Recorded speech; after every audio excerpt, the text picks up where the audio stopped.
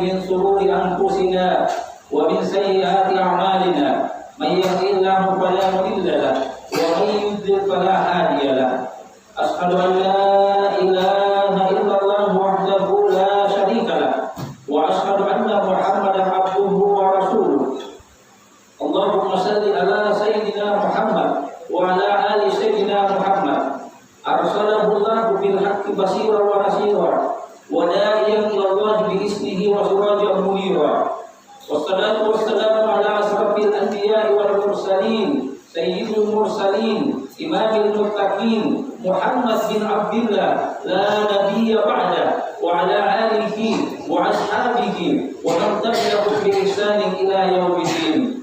الله تعالى في القرآن الكريم بسم الله الرحمن الرحيم لقد كان لكم في رسول الله أسوة حسنة لمن كان يرجو الله واليوم الآخر وذكر الله كثيرا. رب اشرح لي صدري ويسر لي أمري واحلل عقدة من لساني يفقهوا قولي.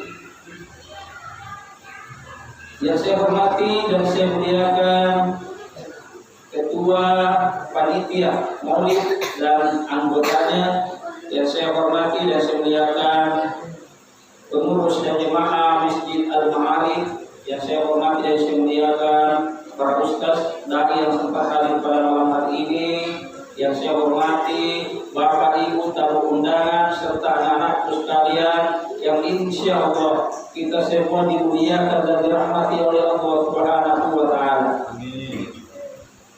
Bersyukur kepada Allah Subhanahu wa Ta'ala dengan mengucapkan alhamdulillah rabbil alamin, karena betapa banyak nikmat yang telah diberikan kepada kita. Kita telah diberikan nikmat kesehatan, telah diberikan nikmat kesempatan, tentunya nikmat iman dan Islam yang diberikan kepada kita sehingga kita bisa hadir pada malam hari ini di Masjid Al-Ma'arif tak lain dan tak bukan yaitu untuk memperingati hari kelahiran baginda Rasulullah Muhammad SAW. Di setiap kegiatan, di setiap acara, tentunya kita senantiasa memanjatkan puji syukur kepada Allah Subhanahu wa Ta'ala. Maksud dan tujuannya agar apa? Nikmat yang Allah berikan kepada kita Allah akan tambahkan. Jadi tujuan kita senantiasa bersyukur kepada Allah Subhanahu wa Ta'ala agar nikmat-nikmat yang sudah diberikan kepada kita Allah Subhanahu wa Ta'ala tambahkan. Sebagaimana di dalam surah Ibrahim, la in syakartum la'azidannakum wa la in kafartum inna 'adzabi lasyadid. Siapa yang bersyukur atas nikmat yang aku berikan akan ditambah. Jadi kalau kita bersyukur insya Allah ditambahkan nikmat-nikmat yang telah diberikan kepada kita. Kalau kita tidak pandai bersyukur atas nikmat Allah, kita kubur asapnya Allah sangat pedih. Selawat dan salam tak lupa kita kirimkan ke junjungan kita baginda Rasulullah Muhammad SAW. Karena dialah Nabi sekaligus Rasul yang diutus oleh Allah di muka bumi ini sebagai rahmatan lil alamin, rahmat bagi alam semesta. Wa ma arsalnaka illa rahmatan lil alamin, kata Allah, dan tidaklah aku diutus kepada Muhammad kecuali sebagai rahmat bagi alam semesta. Dan tentunya Nabi yang sangat kita harapkan syafaatnya nanti di hari mulia. Tatkala para nabi yang sudah mampu memberikan syafaatnya kecuali baginda Rasulullah SAW. Bagaimana caranya kita mendapatkan syafaatnya Rasulullah SAW? Dalam suatu hadis Rasulullah SAW bersabda yang diriwayatkan oleh Imam Al-Baihaqi, siapa yang banyak bersalawat kepadaku, maka nanti di hari kemudian aku akan datang menjadi saksi dan memberi syafaat untuknya. Jadi kalau mau mendapat syafaatnya Rasulullah, mari kita banyak bersalawat, apalagi pada malam hari ini kita memperingati Maulid Nabi Muhammad SAW atau kelahiran baginda Rasulullah Muhammad SAW, suatu tanda kecintaan kita kepada Rasulullah Muhammad SAW. Bukan itu saja, kata Rasulullah, siapa yang banyak bersalawat kepadaku, maka nanti di hari kemudian dia dekat denganku. Bahkan di hadis lain yang diriwayatkan oleh Imam At-Tabrani, Rasulullah SAW bersabda, siapa yang bersalawat kepadaku 1 kali, maka Allah bersalawat untuknya 10 kali. Siapa yang bersalawat untukku 10 kali, maka Allah bersalawat untuknya 100 kali. Siapa yang bersalawat untukku 100 kali, maka Allah akan memberikan tanda kebebasan lipat infak di imannya. Diberikan di apa itu kebebasan infak, kebebasan dari orang munafik, kebebasan dari api neraka, dan nanti kita dikumpulkan dengan orang-orang yang syahid. Kemudian hadis yang insya Allah sama-sama dimuliakan dan dirahmati oleh Allah Subhanahu wa Ta'ala. Malam ini kita dipertemukan oleh Allah Subhanahu wa Ta'ala di tempat ini untuk melaksanakan memperingati Maulid Nabi besar Muhammad sallallahu alaihi wasallam. Bersyukurlah kita semua yang hadir pada malam hari ini di tempat ini. Kata Imam Sirri As-Sakhafi, seorang ulama besar ahli tafsir ahli fikih, ya, mengatakan barang siapa, ya, yang dengan sengaja pergi atau berjalan ke suatu tempat, kemudian di tempat tersebut dibacakan Maulid Nabi, maka sesungguhnya dia telah berjalan ke salah satu taman di antara taman-taman surganya Allah. Dan barang siapa karena dia berjalan ke tempat tersebut karena kecintaannya, saya ulangi, karena kecintaannya kepada baginda Rasulullah Muhammad SAW, maka Rasulullah SAW bersabda, siapa yang cinta kepadaku, maka dia nanti akan bersamaku di surga. Maka bersyukurlah kita pada malam hari ini. Mudah-mudahan karena kecintaan kita kepada baginda Rasulullah SAW, sehingga kelak nanti di akhirat kita bersama baginda Rasulullah Muhammad SAW di surga. Bukan itu saja, bahkan Imam Syafi'i berkata, siapa yang memanggil, siapa yang mengundang, siapa yang mengajak saudara-saudaranya ke suatu tempat, di tempat ini al-ma'arif kita dipanggil, kita diajak oleh pengurus, kita diajak oleh panitia pelaksana. Kemudian di tempat tersebut disiapkan suatu makanan, disiapkan suatu minuman. Kemudian di tempat tersebut dibacakan Maulid Nabi. Maka kata Imam Syafi'i, nanti di hari kemudian dia akan dikumpulkan bersama dengan orang-orang yang saleh, bersama dengan orang-orang yang jujur, bersama dengan orang-orang yang meninggal dalam keadaan syahid, dan nanti akan ditempatkan di surganya Allah Subhanahu wa Ta'ala. Mudah-mudahan kita semua yang hadir pada malam hari ini termasuk orang-orang yang bersama Rasulullah SAW di surganya karena kecintaannya kita kepada Rasulullah, dan kita nanti termasuk semua orang-orang nanti akhirat dikumpulkan bersama dengan orang-orang yang saleh, orang-orang yang saleh, dan dikumpulkan kita di surganya Allah Subhanahu wa Ta'ala. Amin. Kemudian hadir yang insya Allah sama-sama dimuliakan dan dirahmati oleh Allah Subhanahu wa Ta'ala. Rasulullah Muhammad sallallahu alaihi wasallam dilahirkan di kota Mekah pada hari Senin tanggal 12 Rabiul Awal di tahun 571 Masehi, atau disebut juga dengan tahun gajah.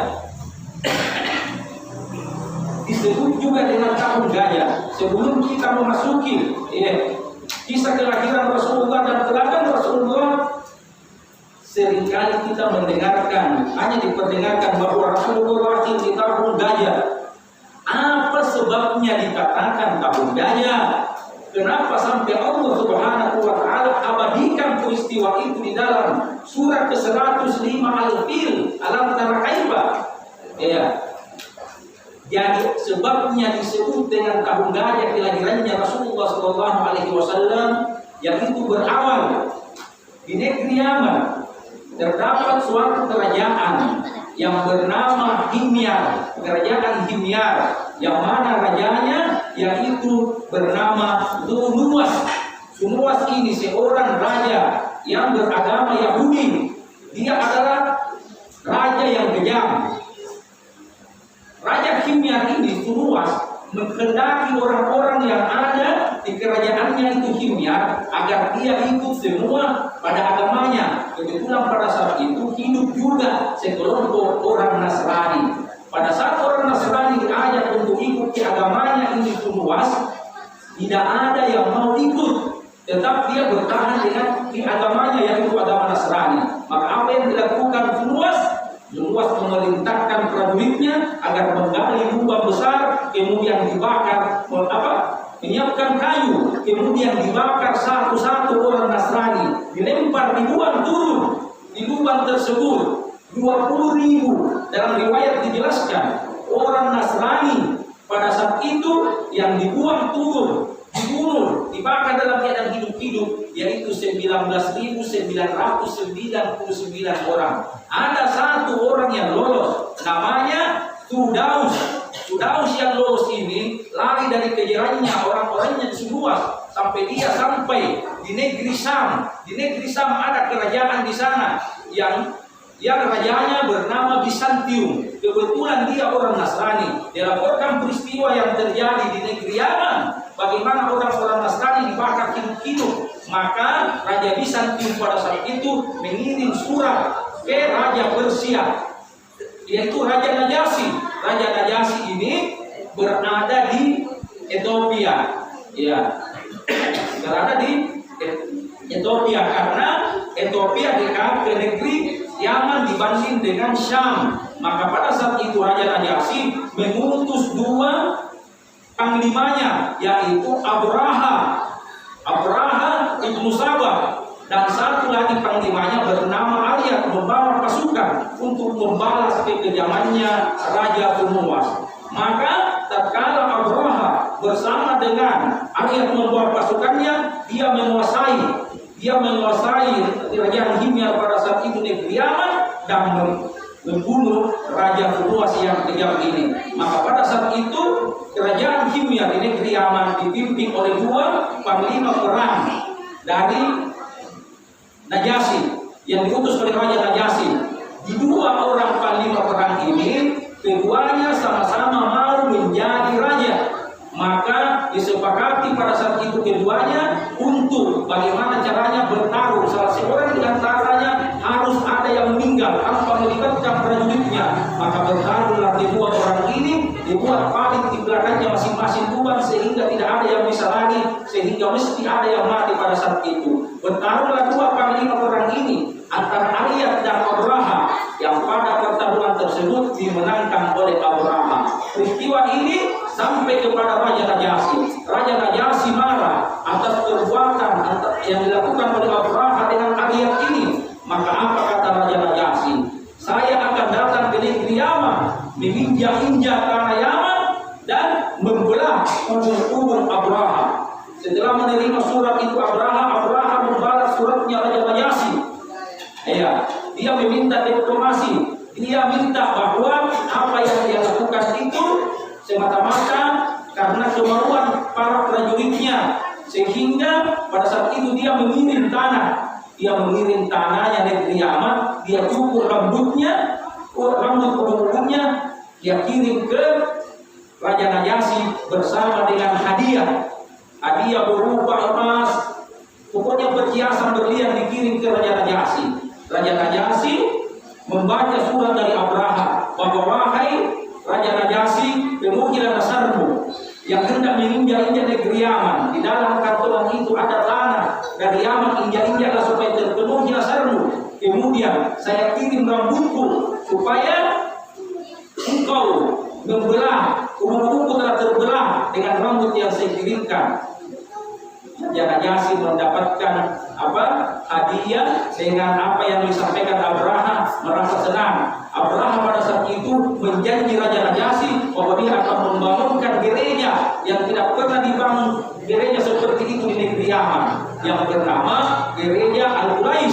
Apa sebabnya dikatakan Al-Qulais? Karena gereja itu sangat besar dan tinggi, sampai dikatakan kalau orang mau melihat puncaknya itu gereja sampai hendak terjatuh kopiahnya contohnya, sampai itu dikatakan Al-Qulais. Setelah gereja itu berdiri, maka Raja Abraha mengumumkan kepada semua raja-raja yang ada di bawahnya bahwa semua orang yang pergi beribadah di Mekah supaya dialihkan pergi beribadah di Yaman, beribadah di gereja tersebut.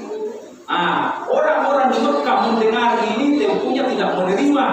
Orang-orang Arab mau dialihkan pergi di negeri Yaman, di gereja yang dibuat oleh Abraha.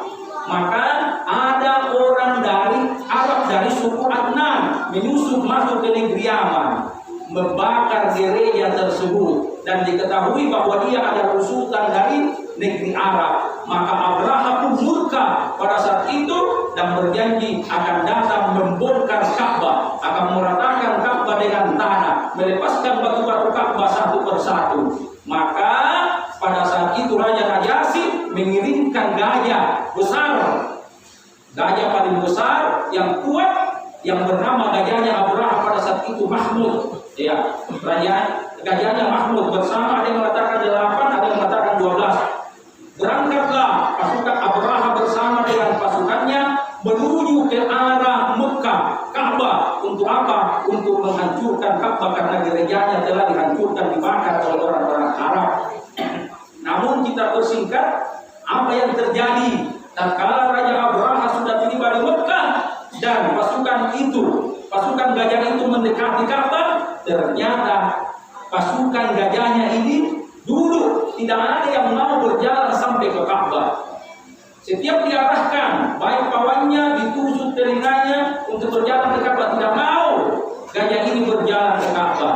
Pada saat itulah Allah Subhanahu wa taala mendatangkan sekumpulan burung yang berbondong-bondong sebagaimana yang di dalam surah Al-Fil itu. Jadi benar Allah Subhanahu wa taala mendatangkan burung yang berbondong-bondong yang disebut burung ababil, yang membawa masing-masing 3 batu dari bara api, 1 di mulutnya, 2 di kakinya. Kemudian dilemparkanlah batu-batu itu kepada Abraha bersama dengan prajurit-prajuritnya. Ya, sehingga apa kata Allah Subhanahu wa taala di dalam surah Al-Fil, bahwa semua yang kena batu pada saat itu mati seperti daun yang kena ular. Seperti daun yang kena ular. Alam tara kaifa fa'ala rabbuka bi ashabil fil, tidakkah engkau tahu bagaimana tindakan Tuhanmu terhadap pasukan gajah? Alam tara kaifa fa'ala rabbuka bi alam yaj'al kaidahum fi tadlil. Bagaimana Allah Subhanahu wa taala membuat sia-sia rencana Abraha dengan pasukannya untuk membongkar Ka'bah. Ya, wa arsala alaihim tayran ababil. Kemudian Allah mendatangkan seekor burung-burung ababil. Wa arsala alaihim tayran ababil tarmihim bi hijaratin min sijil wa ja'alahum kasbin ma'kul. Dan Allah Subhanahu wa taala semua menjadikan orang-orang pasukan Abraha tersebut yang kena batu itu tembus seperti daun yang dimakan ulat, tembus. Kalau kepalanya kena, tembus turun kakinya, perutnya kena, tembus turun ke belakang ke punggungnya. Itulah sebabnya diabadikan di dalam surah Al-Fil. Kenapa dikatakan pasukan gajah? Karena Abraha datang dengan pasukan gajahnya, dengan gajah-gajah itu dia hendak pakai menarik Ka'bah itu. Tapi karena kuasa Allah Subhanahu wa taala, Abraha dengan pasukannya dihujani dengan batu dari burung ababil. Kapan peristiwa itu? 50 hari menjelang kelahirannya baginda Rasulullah Muhammad sallallahu alaihi wasallam. Sebelum kita masuki lagi kelahiran Rasulullah sallallahu alaihi wasallam, kalau Rasulullah sallallahu alaihi wasallam sebelum lahir Bapak Ibu, banyak peristiwa-peristiwa yang mengagumkan. Ibunya Rasulullah sallallahu alaihi wasallam yang bernama Aminah, mulai dari malam 1 Rabiul Awal sampai malam 12 Rabiul Awal itu bermimpi terus setiap malam. Malam pertama Rabiul Awal dia bermimpi mendapatkan ketentraman dan kedamaian sehingga pada saat itu merasa tentram dan damai hatinya. Malam kedua Rabiul Awal, ibunda Rasulullah Aminah bermimpi lagi mendapat seruan dari Allah Subhanahu wa taala bahwa engkau akan mendapatkan anugerah yang paling agung dan paling mulia. Malam ketiga Rabiul Awal, bunda Rasulullah Aminah bermimpi lagi, mendapatkan seruan dari Allah Subhanahu wa taala bahwa engkau akan melahirkan seorang nabi yang mulia, nabi yang agung, Muhammad sallallahu alaihi wasallam. Malam keempat, ibunda Rasulullah sallallahu alaihi wasallam Aminah dia bermimpi lagi. Apa mimpinya? Dalam mimpinya dia mendengarkan semua sikir-sikirnya malaikat sampai ke telinganya. Malam kelima Rabiul Awal sebelum lahirnya Rasulullah Muhammad sallallahu alaihi wasallam, Aminah mendapatkan mimpi lagi berjumpa dengan Nabi Ibrahim. Dikabarkanlah Aminah dalam mimpinya saat berjumpa dengan Nabi Ibrahim bahwa bersenanglah engkau Aminah karena engkau akan melahirkan seorang yang paling mulia, yang paling utama, pemilik segala puji-pujian, yaitu Nabi Muhammad sallallahu alaihi wasallam.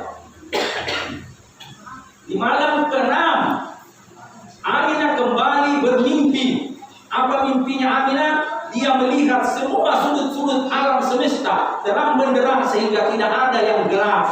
Malam ke-7 Aminah bermimpi lagi. Apa mimpinya Aminah? Dia melihat malaikat berbondong-bondong ke rumahnya, memberikan kabar kepada Aminah bahwa tidak lama lagi engkau akan melahirkan Nabi Muhammad sallallahu alaihi wasallam.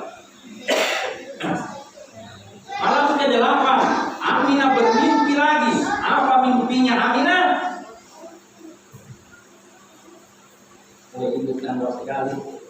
Apa mimpinya Aminah di malam ke-8? Malam ke-8 Aminah bermimpi.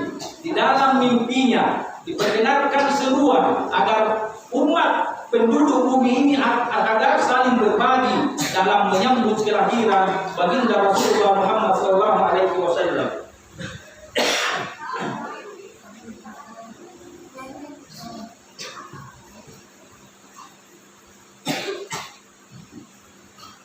Selanjutnya malam ke-9 ibunda Rasulullah Aminah sebelum melahirkan bermimpi lagi. Pada saat itu dia mendapatkan lagi ketenangan dan ketentraman sehingga merasa tentram damai hatinya walaupun dia tidak ada lagi suaminya. Nah, malam ke-10 dia bermimpi melihat itu negeri Mina itu subur. Malam ke-11-nya dia lihat semua penduduk bumi bersenang menyambut kelahiran Rasulullah SAW. Di malam ke-12 Rabiul Awal, Aminah bermimpi pada saat itu melihat semua langit cerah. Pada saat sebelum dilahirkan Rasulullah, maka tepatnya di jam 4 subuh 12 Rabiul Awal 571 Masehi atau tahun gajah, lahirlah seorang laki-laki yang diberi nama Muhammad. Sebentar kita jelaskan ya. Lahir dari seorang ibu yang bernama Aminah. Aminah mempunyai bapak, karena Aminah dengan Abdullah ini masih senasab. Aminah punya bapak bernama Wahab. Wahab punya bapak bernama Abdimanaf. Abdimanaf punya bapak namanya Sufra. Sufra punya bapak namanya Kilab. Kilab punya bapak bin Murrah, dan seterusnya. Sementara Abdullah punya bapak yang bernama Abdul Muttalib. Abdul Muttalib punya bapak namanya Hasim. Hasim punya bapak namanya Abdimanaf. Abdimanaf punya bapak namanya Usai. Usai punya bapak namanya Kilab. Maka antara Aminah ibunya Rasulullah dengan Abdullah ketemu nasabnya di Kilab. Di Kilab, ya. Jadi Rasulullah SAW itu turunan dari Nabi Ismail alaihi salam. Iya. Jadi dari Kilab itu dia berjumpa nasabnya. Bin Kilab punya bapak, Kilab namanya Murrah. Murrah bin Ka'ab bin Lu'ay bin Galib bin Fir bin Malik bin Nadar bin Kinana bin Mudrika bin Ilyas, ya, bin Ilyas, dan seterusnya. Masih ada lagi 40 turunan sampai ke Nabi Ismail alaihi salam. Nabi Ismail alaihi salam keturunan ke-62, nasabnya ke atas dari Rasulullah SAW, punya bapak namanya Ibrahim. Jadi Rasulullah segaris nasab juga dengan Ismail Ibrahim. Ibrahim bin Tarab bin Sahur bin Ra'u bin Palak bin Abar bin Syarat bin Al-Fakshad bin Syam. Ketemu lagi nasabnya dengan Nabi Nuh alaihi salam. Nabi Nuh punya bapak namanya Lamuk. Lamuk punya bapak namanya Matusalha. Matusalha punya bapak namanya Idris. Nabi Idris alaihi salam atau disebut Ahnuk. Ahnuk punya bapak namanya Yar. Yar punya bapak namanya Mahlain. Mahlain punya bapak namanya Kinan. Kinan punya bapak namanya Ainus. Ainus punya bapak namanya Sid. Sid punya bapak namanya Adam alaihissalam. Dari turunannya Rasulullah SAW sama dengan Aminah bersambung ke Nabi Ismail alaihissalam sampai ke Nabi Adam. Rasulullah SAW dilahirkan dari seorang yang bernama bapaknya Abdullah. Abdullah ini mempunyai 10 saudara.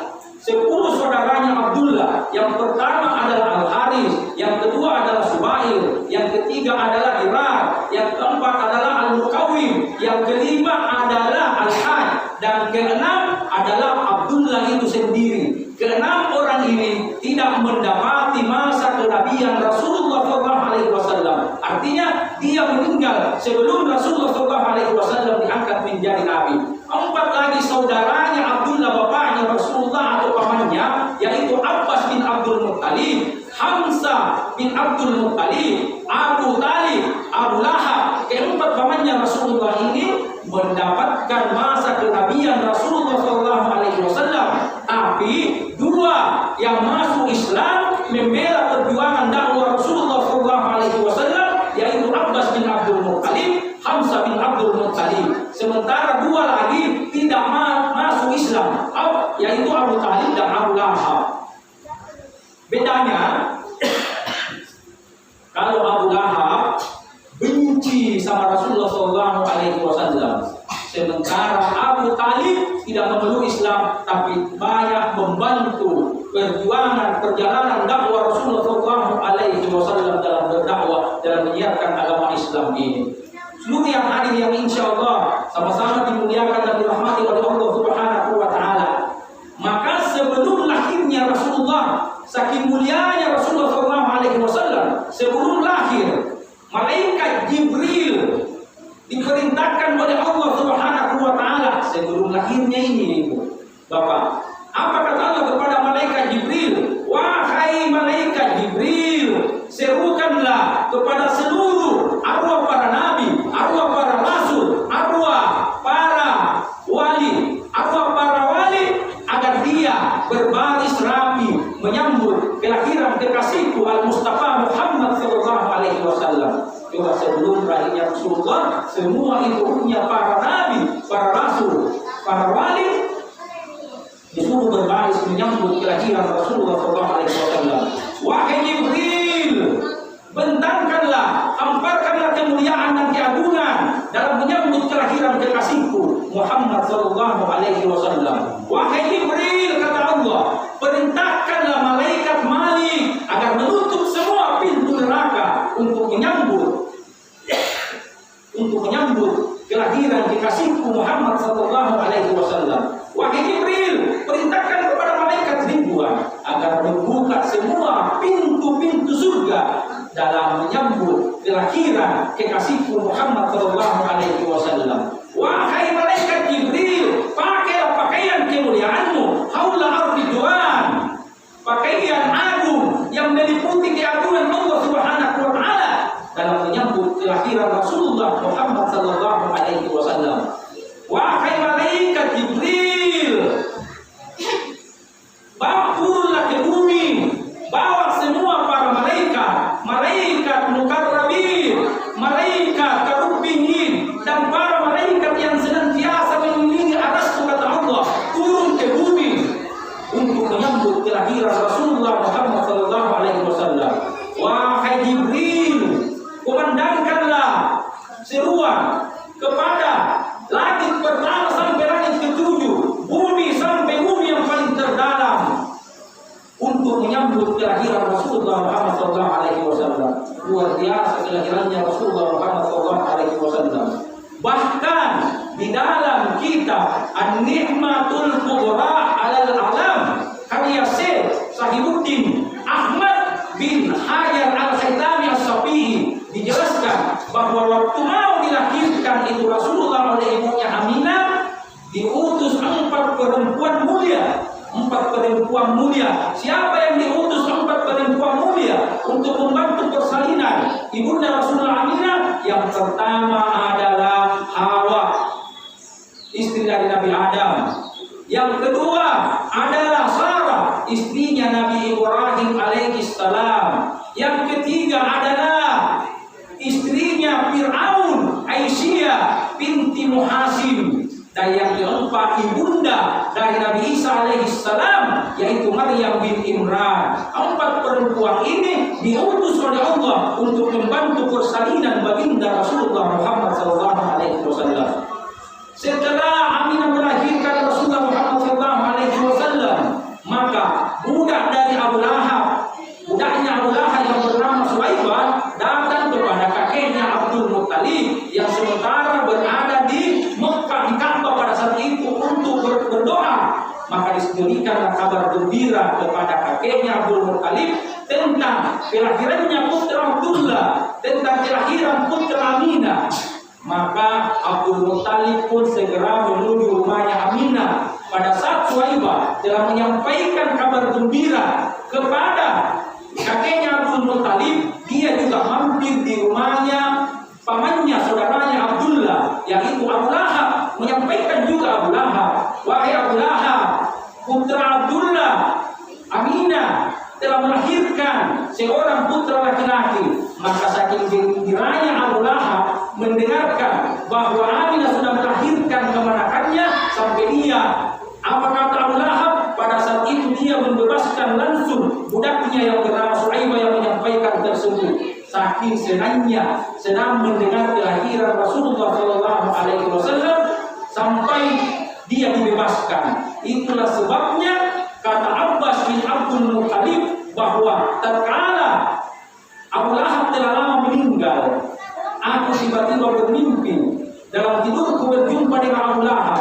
Apa kata Abu Lahab? Wahai Abbas, selama aku meninggal, aku disiksa terus-menerus di dalam alam kuburku, di alam barzakh. Hanya saja di setiap hari ini diringankan siksaanku karena adanya aku bergembira atas kelahiran Rasulullah SAW sehingga membebaskan budakku Suwaibah.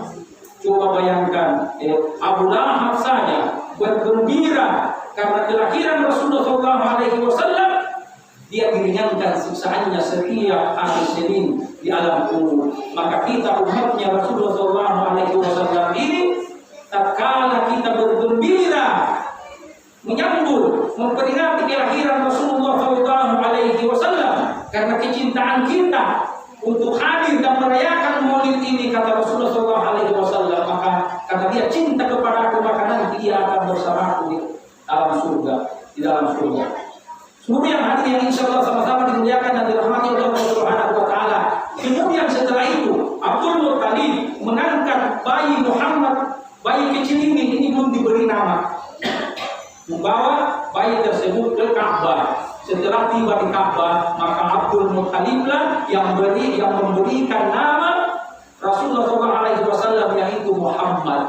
Ada riwayat yang mengatakan bahwa pemberian nama Muhammad kepada Rasulullah karena mimpi. Tapi di riwayat lain dijelaskan, suatu ketika Abu Talib melakukan perjalanan ke negeri Syam bersama dengan sahabatnya, 3 orang sahabatnya yang ditemani pergi di negeri Syam, yang Abdul Muttalib, Sulaiman bin Mujassim, Ulala bin Al-Hajib, dan Imran bin Rabi'ah. Berempat ini ke negeri Syam. Tatkala tiba di negeri Syam, dia berjumpa dengan seorang pendeta Yahudi. Berkata, wahai tuan-tuan, tuan dari mana? Dia berkata, kami berasal dari Mekah. Di mana itu Mekah? Mekah itu adalah Jazirah Arab. Maka apa kata pendeta itu?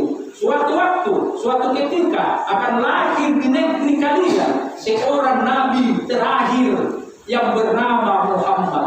Luar biasanya itu, sudah dia tahu bahwa akan lahir seorang nabi nanti di kota Mekah yang bernama Muhammad. Pada saat itulah di antara 4 orang ini yang paling pertama mempunyai anak atau cucu adalah Abdul Muttalib. Sehingga pada saat itulah dia memberi nama cucunya Muhammad. Itulah baginda Rasulullah Muhammad SAW. Seluruh yang hadir yang insya Allah sama-sama dimuliakan dan dirahmati oleh Allah Subhanahu wa Ta'ala. Kebiasaan orang-orang dari Bani Sa'ad bin Bakar.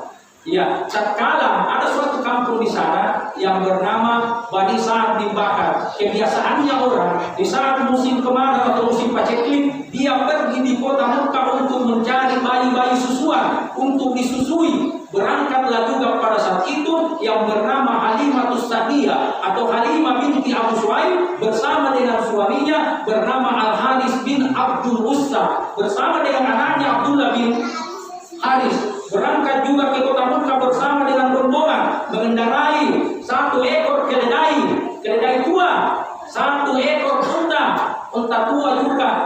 Nah, dia berangkat bersama rombongan karena keledai tua tidak bisa jalan, dia paling lambat di rombongannya sampai tiba di Mekah. Karena apa? Semuanya sudah keledai tua, untanya juga unta tua, sehingga dia tiba terakhir.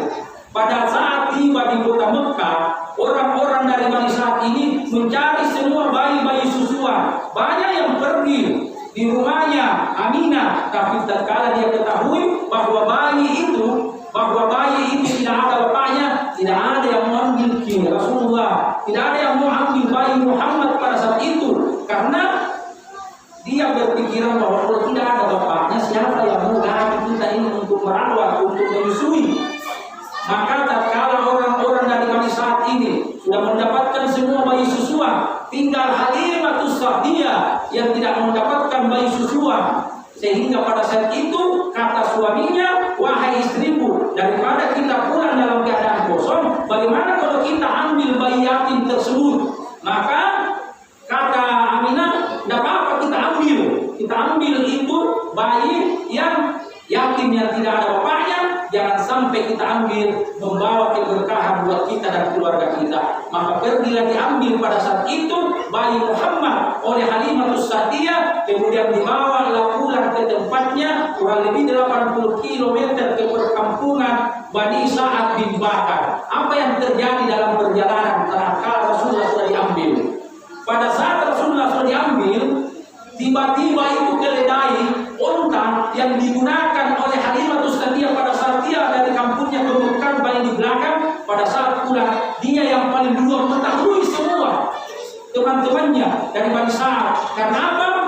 Inilah kemuliaannya Rasulullah SAW tatkala sudah diambil oleh Halimatus Sa'diyah. Tiba-tiba juga untanya yang waktu perjalanannya tidak ada susunya sama sekali.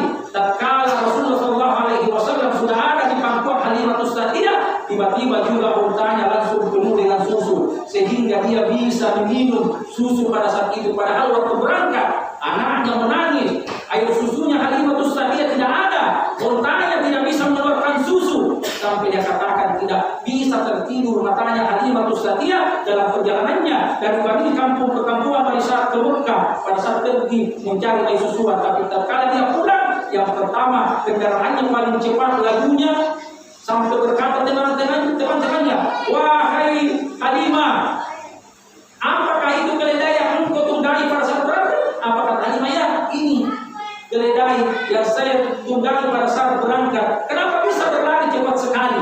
Luar biasa.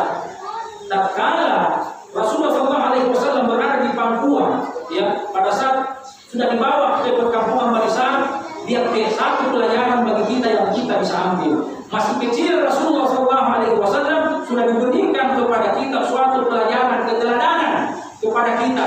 Tatkala Rasulullah hendak disusu kirinya Halimatus Sa'diyah, Rasulullah tidak mau menetek karena Rasulullah tahu bahwa ini adalah susunya anaknya Halimah, Abdullah bin Al-Haris. Tidak mau. Setiap Rasulullah didorong menetek di kiri, dia tidak mau karena dia tahu bahwa ini susunya anaknya Halimah. Tapi tatkala Rasulullah diarahkan menetek untuk di sebelah kanan, Rasulullah SAW langsung menetek. Artinya apa?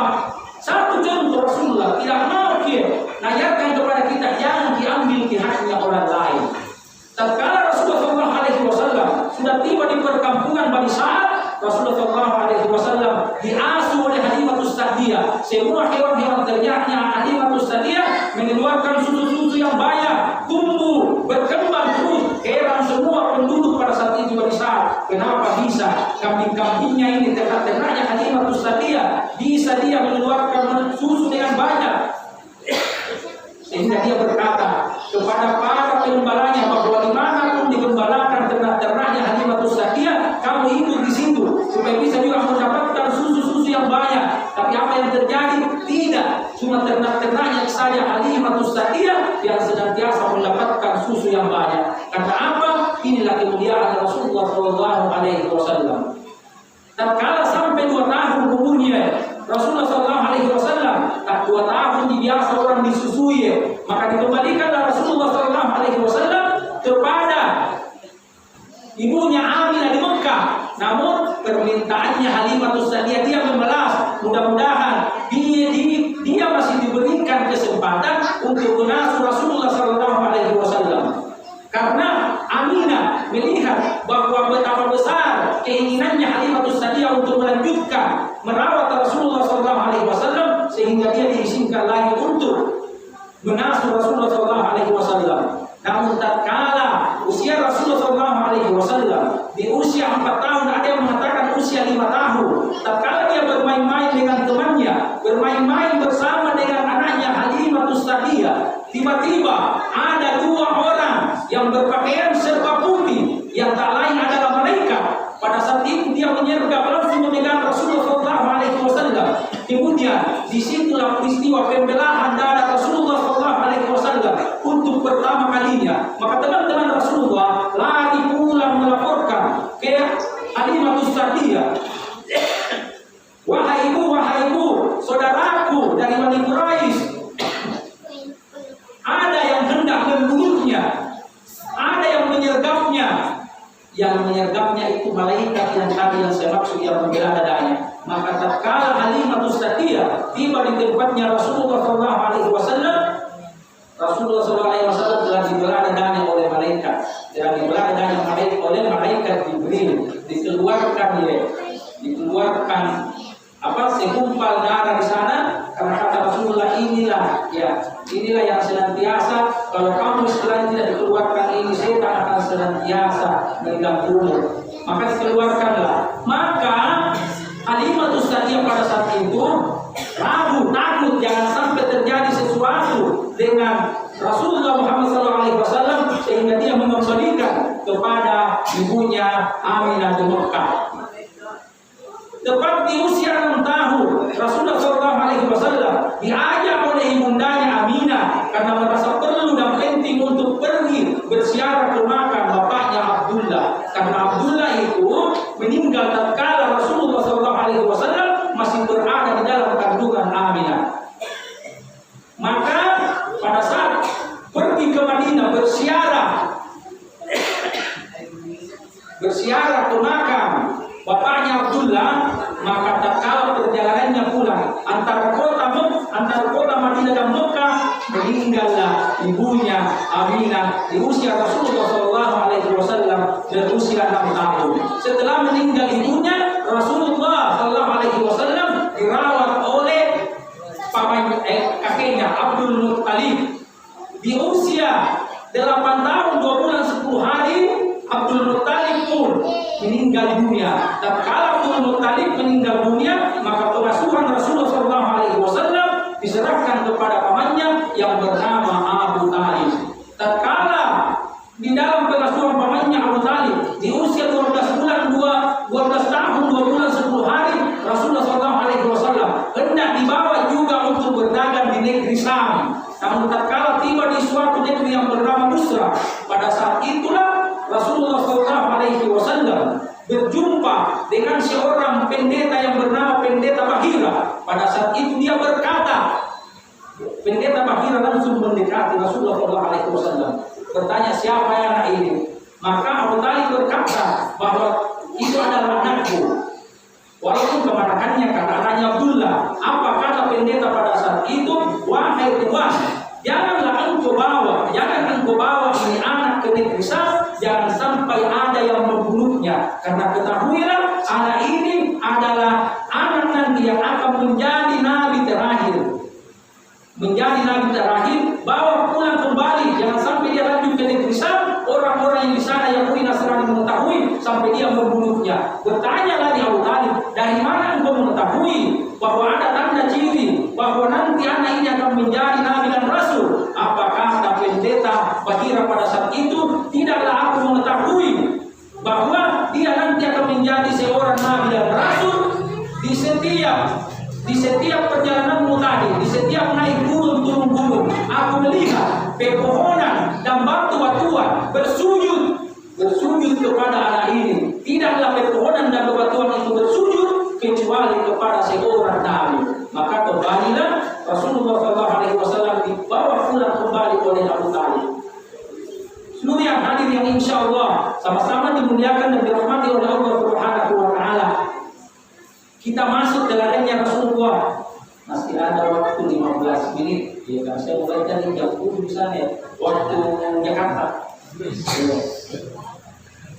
Salah satu contoh ya, kisah teladan karena rata-rata peringatan Maulid itu ya, kisahnya kelahiran Rasulullah SAW sudah kita bahas ya, maka kita masuk ke salah satu contoh teladan Rasulullah SAW. Rasulullah SAW mempunyai sifat dan kepribadian lemah lembut. Rasulullah SAW orangnya sabar. Rasulullah SAW orangnya berkasih sayang. Dijelaskan di dalam riwayat, dalam suatu hadis, bahwa di sudut pasar kota Madinah, ya, di sudut pasar kota Madinah ada seorang pengemis buta Yahudi yang menetap di sana, ya, peminta-minta. Terus apa yang dikatakan orang buta, orang Yahudi ini? Setiap hari dia berkata, jangan engkau percaya dengan Muhammad. Muhammad itu pembohong. Muhammad itu tukang sihir. Jangan engkau percaya dengan Muhammad. Pokoknya dia memaki terus Rasulullah Muhammad SAW setiap harinya. Didengarkan semua oleh para pengunjung pasar. Namun di setiap hari juga ada seseorang yang senantiasa duduk di sampingnya, duduk di dekatnya, senantiasa menghaluskan makanan, kemudian menyuapi kepada orang pengemis buta tersebut setiap hari. Bahkan tatkala orang tersebut menyuapi dengan makanan yang sudah dihaluskan, pada saat itu juga hendak dia berkata, wahai semua orang yang ada di pasar, jangan engkau percaya dengan Rasulullah, dengan Muhammad. Muhammad itu orang gila, Muhammad itu pembohong, Muhammad itu tukang sihir. Bagaimana kalau kita ini saja baru dimaki-maki, dibilang begitu sudah marah, apalagi dikasih makan, disuapi, dihaluskan. Makanya setiap hari, maka suatu ketika, suatu hari, orang yang sering menyuapi orang buta Yahudi, pengemis buta Yahudi ini tidak ada lagi. Maka datang Abu Bakar, sahabatnya Rasulullah SAW, ke rumahnya Aisyah anaknya. Wahai anakku Aisyah, aku ini adalah sahabatnya Rasulullah SAW yang mengamalkan semua sunnah-sunnahnya. Wahai anakku, apakah masih ada sunnahnya Rasulullah SAW yang belum aku laksanakan? Apa kata anaknya Aisyah? Wahai bapakku, sesungguhnya engkau telah melaksanakan semua sunnahnya Rasulullah. Cuma ada satu yang belum engkau laksanakan. Apa itu wahai anakku Aisyah? Sampaikan kepadaku. Bahwa apa kata Aisyah? Rasulullah SAW setiap harinya pergi di sudut pasar kota Madinah, menjumpai seorang pengemis buta Yahudi, memberikan makanan, menghaluskan makanannya, menyuapi orang tersebut, memberikan minum. Maka Abu Bakar pun ikut datang juga menemui pengemis buta Yahudi ini di sudut pasar. Dia pun mulai memberikan makan kepada pengemis buta ini. Namun apa kata pengemis buta itu? Bukan kalian, bukan kamu yang sedang setiap hari memberikan makan kepada saya. Maka berkata pada saat itu Abu Bakar, saya yang setiap hari memberikan makan. Bilang tidak, bukan. Yang senantiasa memberi makan saya setiap hari orangnya lembut. Setiap memberikan makan kepada saya tidak susah lagi menghaluskan makanan tersebut karena dia sudah menghaluskan. Setiap hendak punya makanan itu tidak perlu lagi aku haluskan karena dia sudah menghaluskan. Itulah akhlaknya Rasulullah SAW. Maka berkata Abu Bakar, wahai Tuhan, apakah engkau tidak mengetahui siapakah yang selama ini menyuapi Tuhan setiap hari? Maka bertanya pengemis buta ini, siapa sebenarnya yang menyuapi saya setiap hari? Maka kata Abu Bakar, di mana dia sekarang? Maka kata Abu Bakar, orang tersebut telah meninggal. Orang tersebut telah meninggal. Bertanya lagi pengemis buta ini, siapa sebenarnya orang itu? Maka menjawab Abu Bakar bahwa orang tersebut adalah orang yang setiap hari engkau hina, engkau caci, engkau maki, namun dengan kesabarannya, sabar dia mendengarkan cacian dan makianmu, tetap dia menyuapimu. Dia adalah Rasulullah Muhammad sallallahu alaihi wasallam. Maka pengemis buta ini pun menangis, meneteskan air mata. Ternyata masih ada orang yang selama ini yang aku hina, aku katai gila, aku katai pembohong, aku katai penyihir, masih tetap dengan lemah lembut, dengan penuh kasih sayang, menyuapi saya makanan setiap hari, padahal aku setiap hari juga memakinya. Maka di depan Abu Bakar, pengemis buta ini memproklamirkan dirinya untuk masuk ke dalam Islam dengan mengucapkan 2 kalimat syahadat, asyhadu an la ilaha illallah wa asyhadu anna muhammadar rasulullah. Itulah contoh teladan, salah satu di antara banyak contoh teladan Rasulullah SAW, yaitu lemah lembut dan berkasih sayang. Yang terakhir, 5 menit lagi, yang terakhir, teladannya Rasulullah SAW yang paling utama dan pertama, ya, Rasulullah SAW senantiasa salat berjamaah. Mari kita, tatkala kita dengarkan seruan azan dari masjid Allah, mari kita ringankan langkah kaki kita untuk datang salat berjamaah di masjid. Karena luar biasanya itu kalau salat berjamaah di masjid.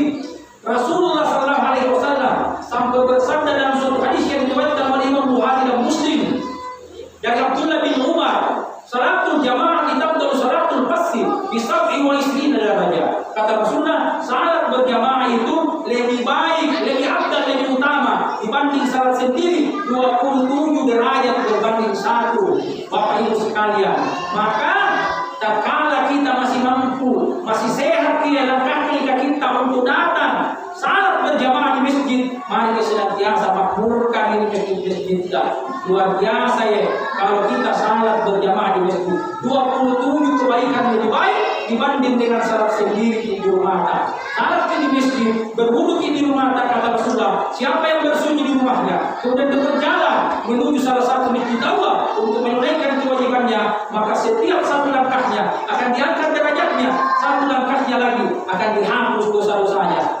Bahkan kata Rasulullah SAW dalam suatu hadis yang diriwayatkan oleh Imam At-Tabrani, man sami'an nada'a falam ya'ti fala salata lahu illa min usul. Barang siapa yang mendengarkan seruan azan dari masjid-masjid Allah, kemudian dia tidak segera mendatanginya untuk salat berjamaah di masjid, fala salata lahu illa min usul. Tidak ada salat baginya kecuali ada usulnya. Artinya apa?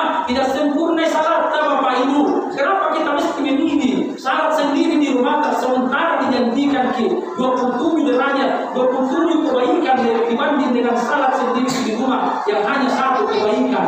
1 kebaikan, kedua kebaikan 500 tahun perjalanan.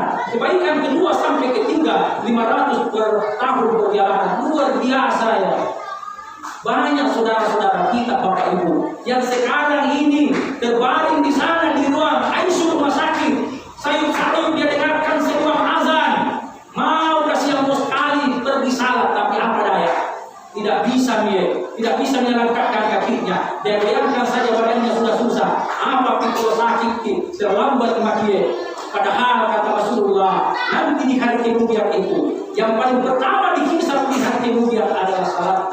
Maka salat, mari kita makmurkan masjid kita, Ibu, Bapak. Tidak mungkin orang yang di luar yang datang memakmurkan masjid kita, kalau bukan kita yang memakmurkan masjid kita. Kalau masjid kita ini banyak orang yang berjamaah di masjid ini, makmur di kampung kita.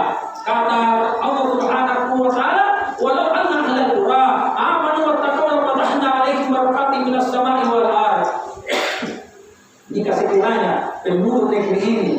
beriman dan bertakwa kepada Allah Subhanahu wa taala, Allah akan senantiasa menurunkan keberkahan dari langit dan bumi. Mari kalau mau berkah punta, mari senantiasa lakukan ibadah Allah ini. Salat berjamaah di masjid, karena jangan nanti timbul penyesalan.